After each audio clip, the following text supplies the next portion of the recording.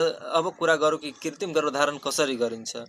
चरण 1, पहिला गाईको पछाडि भाग राम्ररी सफा गरिन्छ र चरण 2, प्राविधिकले हातको लामो पन्जा लगाएर गुदा मार्गबाट हात हालेर गर्भाशय समाउँछ र चरण 3 मा अर्को हातले विशेष उपकरण एआई गनमा जमाएको वीर्यको स्ट्र राखेर यौन मार्गबाट भित्र हात पसाउँछ र चरण 4 मा भनेको गर्भाशयको सही ठाउँमा वीर्य राख्छ र यो प्रक्रिया 8 देखि 10 मिनटसम्म सकिन्छ र गाईलाई कुनै पीडा हुँदैन। र सबभन्दा महत्त्वपूर्ण कुरा, गाई वा भैँसी तातोमा आएको 12 देखि 18 घण्टा भित्र कृत्रिम गर्भधारण गराउँदा सबभन्दा राम्रो हुन्छ। त्यसैले बिहान तातोमा देखियो भने दिउँसो र यदि बेलुका तातोमा देखियो भने भोलिपल्ट बिहान गराउँदा राम्रो हुन्छ। कृत्रिम गर्भधारण पछि ध्यान दिने कुराहरू।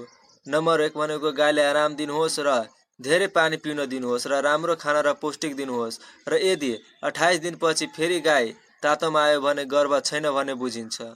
यदि तपाईहरु पनि आफ्नो गाई वा भैँसीमा कृत्रिम गर्भधारण गराउन चाहनुहुन्छ भने नेपालमा सरकारी पशु सेवा केन्द्रहरूमा यो सेवा निःशुल्क वा धेरै सस्तोमा छ र निजी प्राविधिकहरूले 200 देखि 250 रुपैयाँमा यो सेवा दिन्छ। यो भिडियो तपाईहरुलाई कस्तो लाग्यो? यदि मन पर्यो भने लाइक, शेयर र सब्स्क्राइब गर्न नबिर्सनुहोला र यदि मनमा कुनै प्रश्न छ भने कमेन्टमा लेख्नुहोस्।